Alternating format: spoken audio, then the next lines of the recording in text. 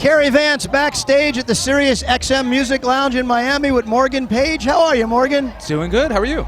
I'm doing great. It's 90. It's Miami. It's classic. Classic Miami. So you just co-hosted for an hour on Sirius? Yeah. Just sort of, taking some people's jobs over there, filling in. Yeah. Well, they could use some... No, I'm kidding. Everybody there is great. What'd you guys talk about? Well, we were interviewing Adventure Club and just kind of figuring out... I wanted to hear about how that mashup, the Crash 2.0, that came about. So I was curious and seeing what they're doing on the road. Now, what are you doing these days? You've got a single out, Running Wild, doing incredibly great. Yeah, Running Wild has really, picked up steam, doing amazing. Just working on new music. Just finished a tour with Borges, so we did a big North American tour. But I've just been in the studio, building a whole new sound and writing lots of music. Well, that's good. Now, you've been writing music. You've been talking about writing a book. Yes. Where's that at? It's coming. It's funny because every year that I sort of procrastinate on it, I'm actually researching and adding more information to the tips. But if people want to check it out, it's mpquicktips.com. Like Morgan Page Quick Tips. So really proud of it because everyone's coming up to me during the conference here in Miami and saying, "What's going on with Quick Tips?" Like big guys are using it and they don't want to publicly admit that they use the tips. So speaking of Quick Tips, one of the questions I've been asking with so many of the youth here in Miami this week, trying to succeed in the music business, trying to become that next DJ, producer, what's one piece of advice you would give to an up-and-coming artist? I'll have to narrow it down from the top 100 tips. Well, okay, so a lot of guys say craft your unique sound, which is kind of vague advice, but it's good. But I think you need to find your influences and then dig one level deeper. So maybe don't just listen to what's on Beatport or what's trending in the charts. Try to go to the influences of those recordings and just extract that DNA from different sources. So I call it cross-pollinating. So find a diverse set of influences and then steal a little bit from each one and intertwine them into your own sound. Now, speaking of influences, growing up, when you first broke into the business or prior to breaking into business, who were some of your influences or inspirations? Man, I mean, all the marquee guys that kind of came in, it's funny, I got in first through underground stuff, like a Time Rider and Terry Lee Brown Jr., like German Tech House. It was really underground. So I started making underground music. But then, always, guys like Chemical Brothers, Prodigy, they were big influences.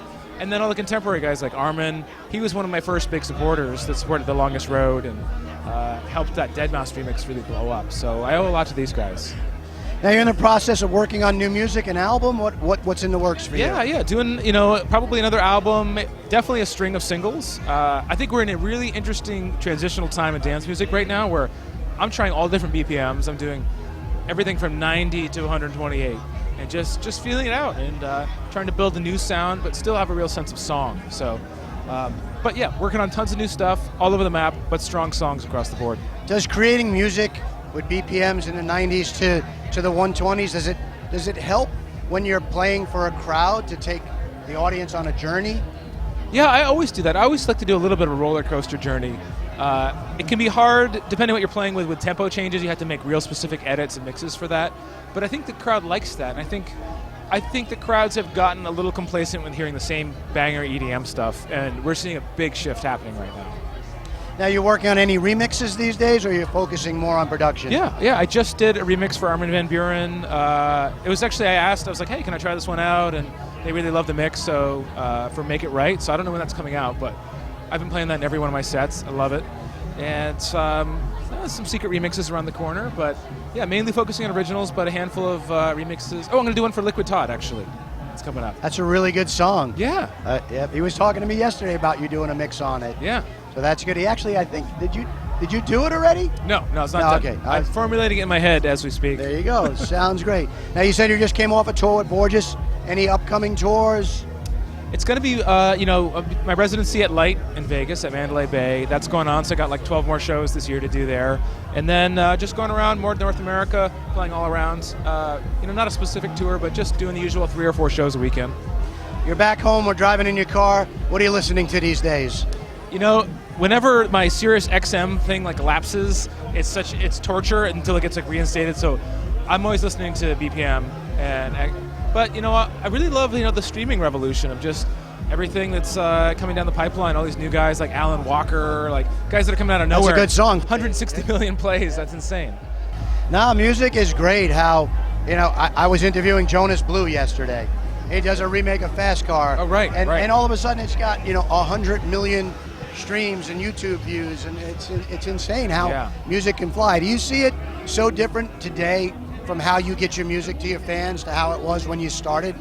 Yeah, I mean, I remember when we would break a record in Miami, and it was like people handing out white labels by the pool, and then now it's guys would load you up with promos and stuff. Like you'd be pushing it out to the DJs, and now it's just so instantaneous.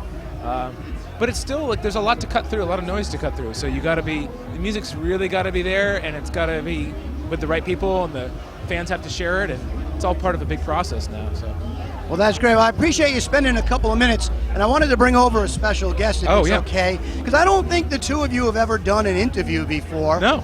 And it's Britt Daley, who's the featured vocalist on Running Wild. How are you, Britt? I'm good. How are you, Cary? Did you know that Morgan and I were going to wear like the same shirt today? No, that's like pretty close. His is a little more blue, though. I think I'm going to go with. Well, he's got more fashion sense than I do. Twinsies.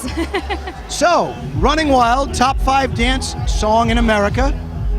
You guys really have only met like once before? Yeah, like briefly. Just at one of the shows in Orlando. How did the song come about? How did you find Britt? Yeah, well, I think the Addictions. Well, actually, it's a long story because the Addictions produced a song with somebody I knew from back in the day in Vermont. Yeah. And I've heard they did a Jay Sean song. Yeah, I think they did the production and they sampled "Longest Road," the Dead Mouse mix. It's crazy. And that's how they got connected to originally. Yeah. And then, they approached me about. They had a guitar riff, and they had kind of like a little bit of like a framework going for what would eventually become Running Wild, and they kind of were like, we want vocals on this, and they were like, Morgan's, this is gonna be awesome with Morgan on it, and so went from there. Future collaboration? In progress already. Yes. There's another song, so we're not wasting any time. Yeah, we'll have to play it for you, Cary. No problem, and we'll make sure the whole world hears it after that. Hopefully. But I'm glad that we could bring you two together for the first official Morgan Britt interview. Yeah.